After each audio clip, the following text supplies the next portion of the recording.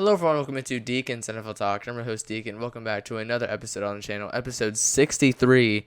And this week we have 4 topics of NFL news. The main topic this week is Micah Parsons requesting a trade from the Dallas Cowboys, which is a pretty big one to get into. That one actually just happened yesterday afternoon, so it's a pretty developing topic. After that, we have 4 topics of quick hits to get to, so I should be able to outpace the timer with ease. After that, we have a lot of signings and cuts to get to. Those will be our roster moves. After that, instead of doing top 10 again, resuming that, we will be doing injuries. So injuries in training camp, because this seems to be more of a topic, especially heading into this year. I'm telling you, there's a lot of injuries right now that we're going to get to. After that, we have the quiz as always and the question of the week as always. And the question of the week is 2 disgruntled edge rushers that are looking for contracts, and which one will get theirs first. That all starts next on Deacon's NFL Talk.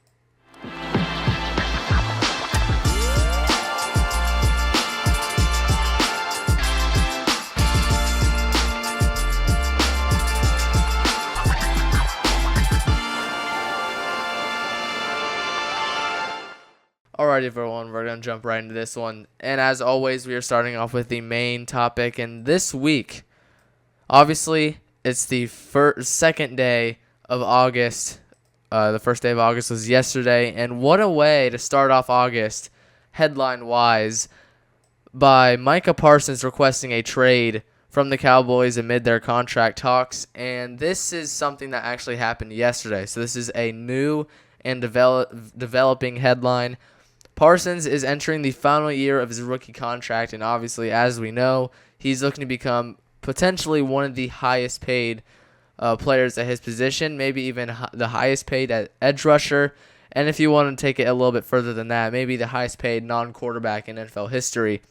And I can vision right now, whether he's on the Cowboys or not, he's going to be the highest paid non-quarterback in this league. He's one of the best at his position. He's one of the best players in the league. I think he can be one of the faces of the franchise in the next couple of years because he is that guy. I mean, he is the Cowboys' best player on the team.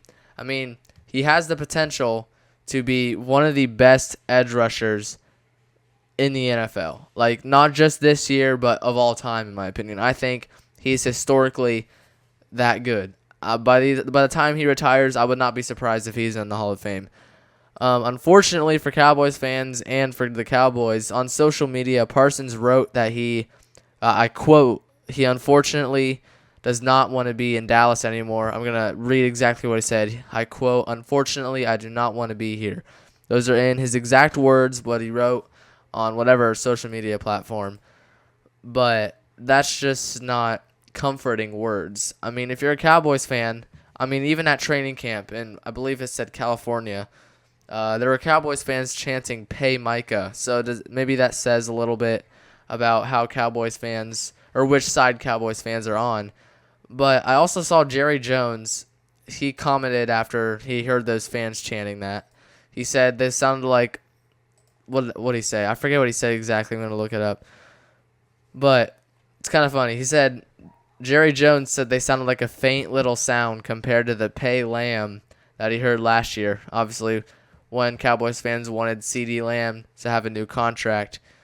And, yeah, so I don't have a lot of info on this story at the moment because if you look on, like, any article, maybe it's done by now, but at the bottom of this CBS Sports article, it says CBS Sports will update this breaking news story. So it's obviously still developing. We don't have all of the information that we would have in another story. But what I do know now is that Parsons obviously wants out of Dallas, or he wants a contract with Dallas. And whether or not he's with the Cowboys, he's going to get paid. Whether it's with the Cowboys, whether it's with another team that's looking for an edge rusher, he's going to be paid. Probably the highest paid non-quarterback in NFL history. I would not be surprised by it whatsoever. I mean, you can tell that there's not a good relationship with a player and the team, or the player and an owner, when the Cowboys owner, Jerry Jones, took shots at him saying he missed 6 games last season, when really he only missed 4. So I don't know what is going through his head, Jerry Jones, saying he missed 6 games. He really only missed 4. So I don't know what was in his mind. But, I mean, this guy was the 12th pick in the 2021 draft and arguably the best draft class ever. I mean, you saw guys like, I'm just going to name it from memory. You saw Justin Herbert, Tua, Jamar, Penei Sewell, Jalen Waddle, Micah Parsons, Tristan Wirfs, I believe. I mean, that draft class was insane. I'm going to look up to see all the players that were in that draft. Trevor Lawrence was the number 1 overall pick.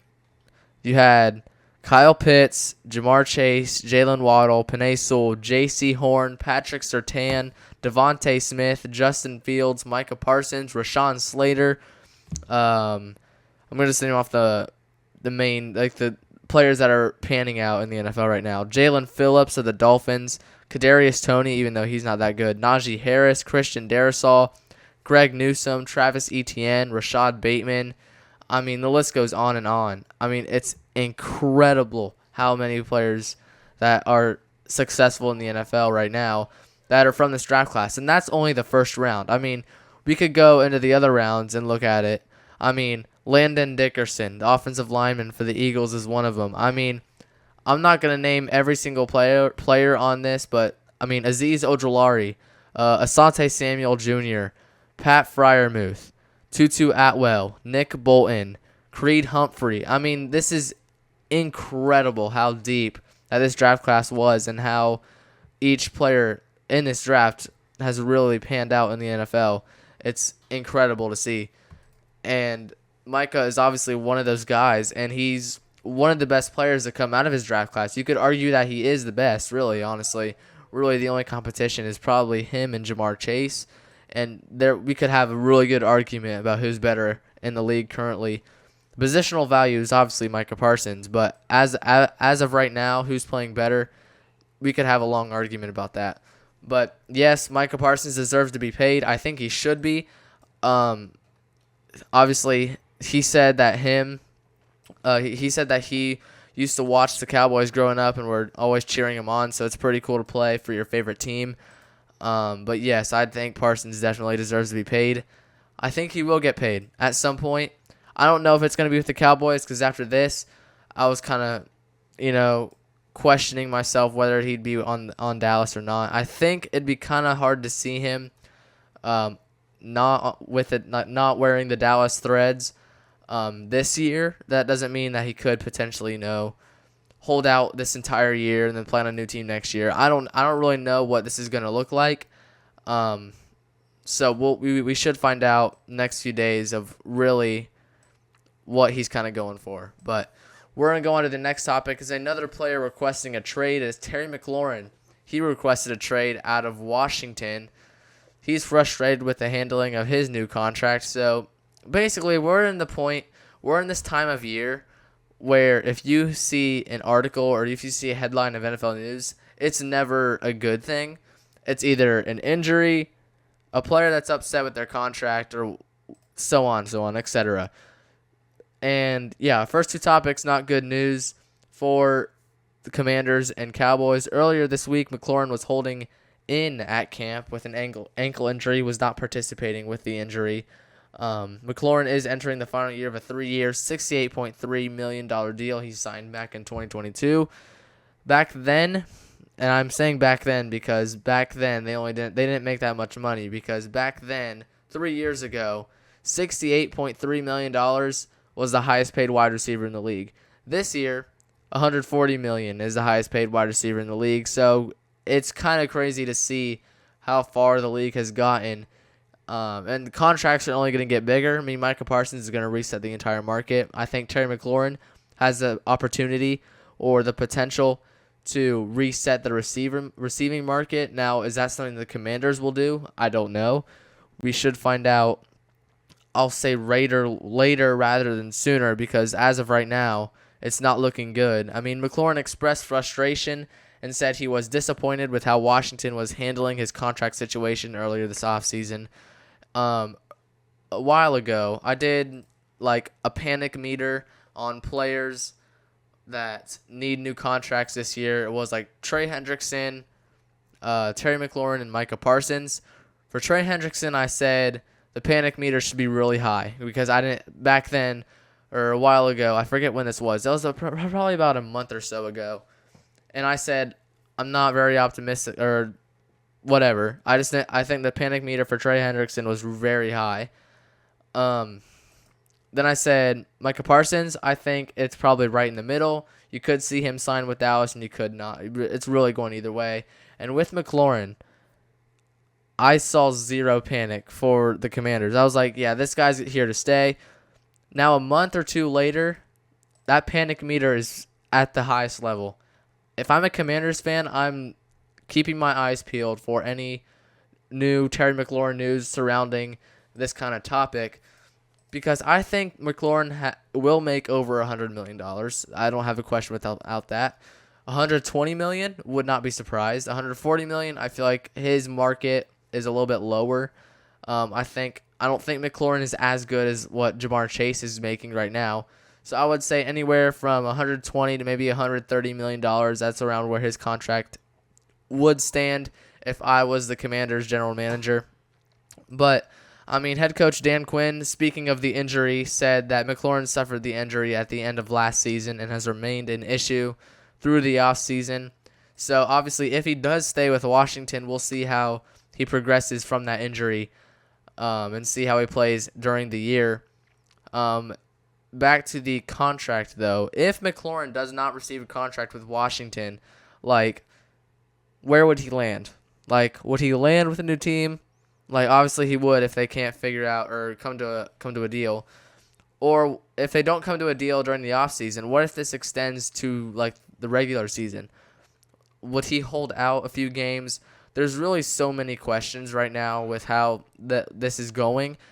The Commanders, it's kind of hard for me to imagine McLaurin leaving this Commanders team that's coming off a 4-13 season 2 years ago, and then 12-5 going to the NFC Championship game. It's hard for me to see McLaurin leaving a team that just did that, and especially with Jaden Daniels, their rookie quarterback, who is absolutely an incredible player to watch. It's really hard for me to see a guy like him to do that, just to betray his team. It's really hard for me. Like, I don't really see it happening. That's why the panic meter was so low for me a while ago. I would say right now the panic meter, even though I said it's at the highest level a little bit ago, I would say realistically, if I'm a Commanders fan, it's really high because obviously it's your team. Some people don't want to jinx it. But if I had to say right now where the panic meter is for the Washington Commanders and Terry McLaurin to reach a deal, I would say it's right in the middle. A month or so ago, it was really low. It was we'll just say 1 out of 5. We'll just say 1 out of 5 panic meter. 5 being the most panic you can possibly have, and 1 being not so much panic. I would say it's probably 2.5. So right in the middle is 2.5. You could bump it up to 3.5, 3 maybe. I think the panic meter is right in the middle. Maybe even a little higher than that. But I think this is going to get done, whether it's with the Commanders or not, obviously. But I don't think McLaurin is going to leave this team. If there's any Commanders fans out there, you should be optimistic that this is going to get done. I mean, look at what Trey Hendrickson did. I mean, he requested a trade a while ago, month or so ago. It's been longer than that, actually. It's been a couple months. He requested a trade.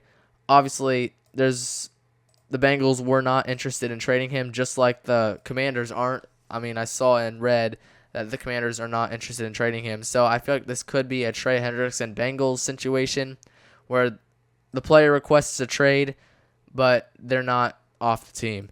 But that's just how I am on this.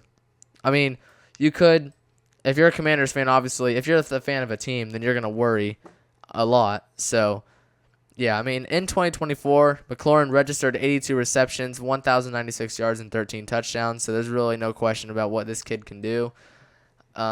Incredible player. Incredible. I guess he's not really a kid anymore. But I think the Commanders should get this done. I think they will get it done. But, yeah, I would be shocked if McLaurin left this team with how they ended off last year. So we're going to go on to the third topic. We have one more after this one, and some good news during the offseason about these last two. We started off with all the bad news. Now we're getting into the good news. The Chargers make offensive tackle Rashawn Slater the highest paid offensive lineman with a 4-year, $114 million extension. So this is actually really good for the Chargers. Obviously, we all know the type of guy that Jim Harbaugh is. He's a guy that loves to run the football. I mean, he's old school football, runs the ball, loves having good offensive linemen. I mean, Rashawn Slater from the 2021 draft, like I got to a little bit ago, he's the real deal. I mean, his deal includes $92 million guaranteed, along with a $28.5 million in average annual value. That meaning per year. So Slater will make $28.5 million per year, which is the highest paid offensive lineman in NFL history. That makes him the highest paid offensive lineman in NFL history, and he deserves it. I mean, one of the younger guys, and young and developing, and I think Jim Harbaugh is going to make him a really solid offensive lineman, whoever their offensive line coach is too. I mean, he was the 13th pick in the 2021 draft out of Northwestern. He started his rookie year and earned a Pro Bowl nod in his first season in the NFL. So, I mean, like I said, he's the pick after Micah Parsons, and this draft class was absolutely stacked. The fact that he earned a Pro Bowl nod in his rookie year is absolutely incredible. It really tells you how good of a kid this guy is. I mean, in 2022, Slater unfortunately suffered from a season-ending biceps tear, but came back in 2023 and started all 17 games, which is pretty good. I mean, if you're an offensive lineman, obviously they're going to get injured a lot. I mean, you're protecting their quarterback and everything. But because sometimes you don't really see offensive linemen like coming back from really bad injuries. Not saying that this one was really bad, but I mean, it's season ending. The season ending is always not a good thing. So, I mean, it's impressive to see offensive linemen come back from season ending injuries and perform at a high level again. I mean, in 510 pass blocking snaps, I could not get that one out of my mouth. He's only given up 3 sacks, which is absolutely incredible. And 510 pass blocking snaps, I do not know how many games that would be. It's probably, I'm not sure. I won't be able to take a guess on that. But great offensive lineman. Deserves this extension. He's going to be one of the best offensive linemen in the league. He already is right now, and I think he's obviously developing into an even better one. So it's going to be fun to see him play this year. We're going to go on to the final topic.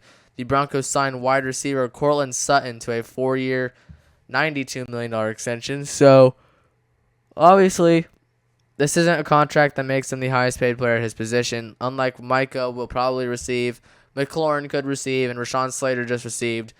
But Sutton is one of those receivers that, like, he's not the top tier guys, but he's really consistent and capable of coming down with passes and making plays happen. I mean, he wasn't a full participant in training camp because of the upcoming deal, so obviously they were negotiating that while training camp was going on. And Sutton was entering the final year of a 4-year, $60.8 million deal he signed in 2021, so he's getting another $32 million from 4 years ago, which is incredible. It's kind of crazy how much the market has really, I don't want to say grown, but maybe that's the right word. So Terry McLaurin was making $68.3 million in 2022, and then in the year before that, Courtland Sutton was making $60.8. So he was close to one of the top paid receivers in the league in that time. It's crazy how much the market has actually grown. But yeah, the deal includes $41 million guaranteed and an average annual value of $23 million. Sutton tallied 81 catches for 1,081 yards and 8 touchdowns. It was his first 1,000-yard receiving season since 2019. So obviously he's coming off a really good year, and I think with Bo Nix, the new quarterback, I think they're going to get right where they left off, and I think it's going to be a great year for the Broncos. Their offense is really developing. I like Bo Nix. I like the running back room is a little bit iffy. Receivers are a little bit iffy. Tight end Evan Ingram still a little bit iffy. Their offense is not top tier, but it's not top tier. It's not bad. It's not mid. It's just good. It's good. It's not top tier, great, mid, or bad. It's just good. I don't know why, but their offense with Bo Nix, I mean, you don't really need a lot of weapons. But their defense this year is going to be incredible. Best defense in the league. The no-fly zone is not what they called them a while back. But I'm telling you, this defense is going to be insane this year. The Broncos are going to be fun to watch. Don't be surprised. It might be crazy to say this, but do not be surprised if the Broncos win the division. Do not be surprised. I wouldn't be. If you are, then that's kind of crazy because I think the Broncos are going to be very good this year. So, with that being said, we're going on to quick hits. Sorry guys for yawning. I'm like really tired today. But a 2-minute timer is going to get underway very soon. We have 4 topics of quick hits to get to. So I should be able to beat the timer, so I might take my time here so you can actually understand what I'm saying. With that being said, we're going to start right now. Cowboys and tight end Jake Ferguson agreed to a 4-year, $52 million extension. Ferguson's deal includes $30 million guaranteed and a $12 million signing bonus. Ferguson will remain in the Big D through the 2029 season, and he becomes the highest-paid tight end in Cowboys history. More Cowboys news. Cowboys left tackle Tyler Guyton to miss 4 to 6 weeks with a bone fracture. Guyton's injury does not require surgery, and it was originally feared he tore his ACL, so avoided a big injury. Dallas also lost guard Robert Jones, who broke a bone in his neck, which is not good. Colts offensive tackle Bernard Raymond agrees to a 4-year, $100 million extension. Raymond will make $25 million per year, and $60 million is guaranteed. Raymond becomes a top 5 paid offensive lineman in the league. Last one. Titans released former first-round pick Treylon Burks. Burks suffered a fractured collarbone in training camp, and the cannot slip that one out of my mouth either. The wide receiver's first 3 seasons, he generated 53 catches for 699 yards and 1 touchdown. Beat it with 52 seconds or something left, something like that. Before we move on, we're going to see if we have any more NFL news before we move on to roster moves. We're going to see. There might be a few. I guess, yeah, there are a few quick hits that we could have gone through, but I'm just going to read some of these off. For those of you who heard about the New York City shooting thing at like the NFL office or whatever, that happened a few days ago. I can't remember when it was, but thoughts and prayers go out to those the families that lost some family members, and the one person who was like hospitalized, I believe. I mean, that sucks. I mean, yeah, I'm just reading through it to see who all was hurt or got killed. I guess the person's name who was shooting is named Shane Tamura. Is that Tamura? Yeah, Shane Tamura. I don't know how to say his last name, but that's who was shooting. And then I guess he shot himself afterwards. So, not cool, I guess. But yeah, I'm trying to find out like who all was like got hurt or got killed. I can't really find anything. But yeah, thoughts and prayers go out to the families that lost loved ones. Also, thoughts and prayers go out to whoever is hospitalized currently, and I hope that they recover smoothly and, just get back to life, But yeah, thoughts and prayers go out to those families. We're going to move on. The Seahawks general manager John Schneider signed a contract extension through the 2031 season. Interesting approach from Seattle, the fact that they lost Tyler Lockett and DK Metcalf. But we'll see how it pans out this year. Last one, Raiders signed left tackle Courtland Miller to a 3-year, $66 million contract extension. So that's a good extension for there. Before we go, is there anything else? I'm not seeing any NFL news. Yeah, I'm not seeing much. So, with that being said, we're going to go on to roster moves, starting off with signings. The Cardinals signed corner Stephen Gilmore, corner Kenai H. Lovely, I guess that's his name. Jets signed corner Ryan Cooper Jr., running back Lawrence Toa Philly, offensive lineman Leon Fornadel, and kicker Nick Folk. 49ers signed corner Eli Apple and defensive end Jalen Allen. Bills signed wide receiver Deion Kane. Browns signed running back Toa Tai. I don't know how to say his last name. And center Bucky Williams. Lions signed corner Nick Whiteside and running back Jacob Sailors. Colts signed defensive tackle Josh Tapuo. I believe that's how you say his last name. Former Bengal joins Luanarumo. Giants signed wide receiver Gunnar Olszewski. Seahawks signed running back DK Kaufman and defensive tackle Thor Griffith. Titans signed wide receiver Ramo Keaton.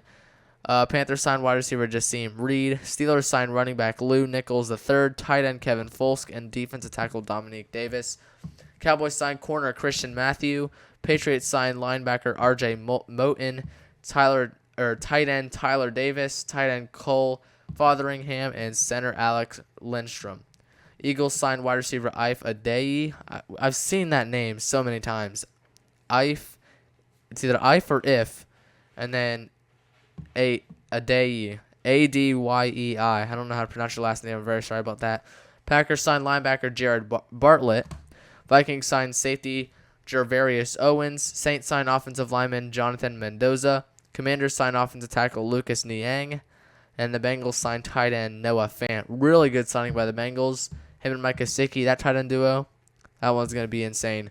Before we go, do we have any more signings and cuts? Falcons signed safety Henry Black. Falcons cut wide receiver Makai Polk.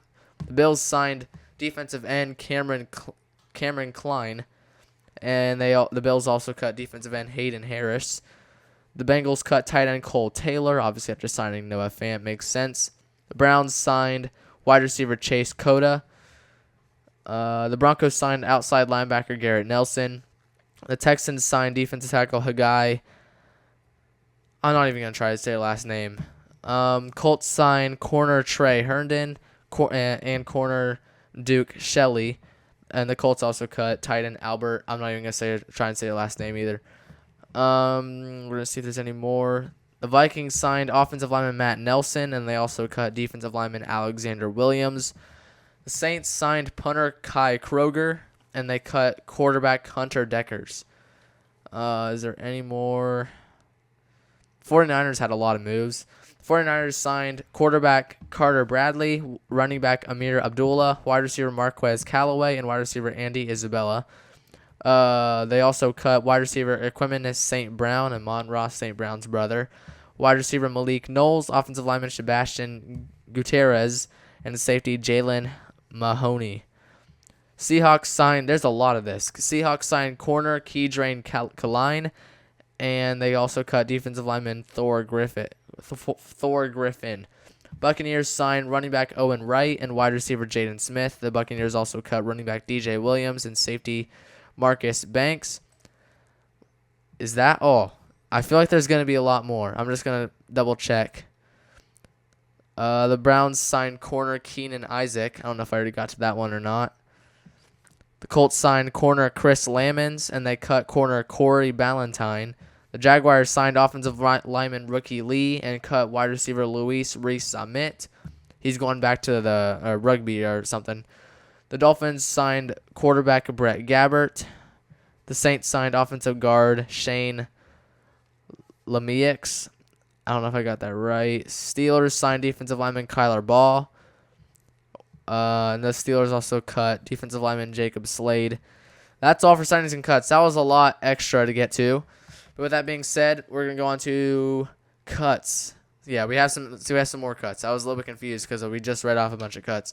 Lions cut corner Stanley Thomas Oliver and tight end Luke Deal. Jets cut punter Kai Kroger, center Gus Hartwig, and kicker Caden Davis. Bills cut corner Darrell Porter Jr. Dolphins cut running back Nate Noel. Saints cut offensive tackle Josh Ball. Steelers cut wide receiver Cordero Patterson. Wide receiver Montana Lemonius.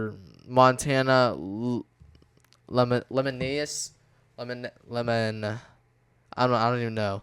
Lemonaeus Craig, that's what I'm going to call you. Linebacker Jeremiah Moon. 49ers cut wide receiver Quintez Cephus. Commanders cut defensive back Fentrell Cypress II. Panthers cut wide receiver Dan Chisena. Browns cut center Brady Latham. and wide receiver Michael Woods. Eagles cut wide receiver Danny Gray. Seahawks cut nose tackle Justin Rogers. Bengals cut running back Zach Moss. He is recovering from a neck injury. I think we should have cut him a long time ago. Cowboys cut wide receiver Kelvin Harmon, and Packers cut Kazur Brown. I don't know what position you play. Chiefs cut punter Eddie. Not going to try and say her last name. Vikings cut Maxwell Tooley. Patriots cut running back Travion Williams, a former Bengal, and wide receiver Demir Blankumzy, and offensive tackle Yasser Durant. That's all of our roster moves. That was rough. We're going to go on to injuries. The Cardinals cornerback Starling Thomas suffers from a torn ACL. He's out for the year. Browns quarterback Kenny Pickett injures hamstring. I believe it says he was limited in his return to practice. So we'll see. Maybe he'll still start at quarterback by the time the season starts. 49ers defensive end Teron Jackson collapses after practice, and he is currently hospitalized. Maybe he's out of the hospital. I'm not sure. Broncos linebacker Drew Sanders suffers from a foot injury, and he's out for an extended period. Buccaneers rookie defensive end David Walker suffers a torn ACL. Cowboys offensive guard Robert Jones suffers a broken bone in his neck. Chiefs wide receiver Hollywood Brown carted off the field at practice. He's always injured, it seems like. Cowboys corner Kalen Carson out 4 to 6 weeks with a hyperextended knee. Isaiah Likely is expected to be out roughly 6 weeks with a broken bone in his foot. That's not good for the Ravens. I don't know if it means 6 weeks from now or 6 weeks from when the season starts. I don't really know. When they write articles or like say who's injured, they need to say, oh yeah, it's 6 weeks from now or it's 6 weeks from when the season starts. Like nobody really knows. Bills rookie corner Maxwell Hairston suffers a non-contact knee injury.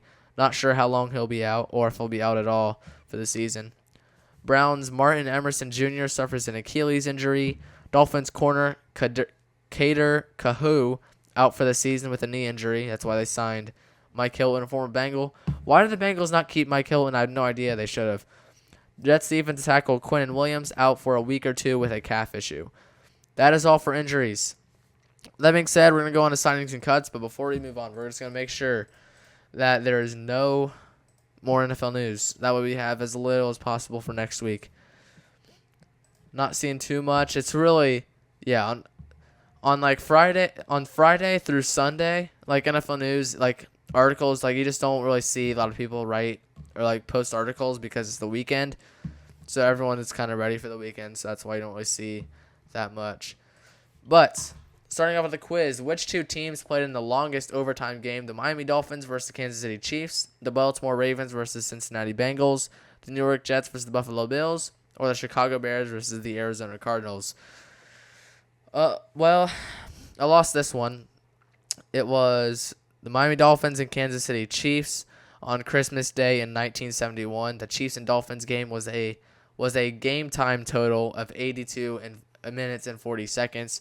When I say game time, I don't, because NFL games are normally 4 hours, but game time is 60 minutes. So that means that game time was what, an hour and 22 minutes, almost an hour and 23 minutes, which is crazy time.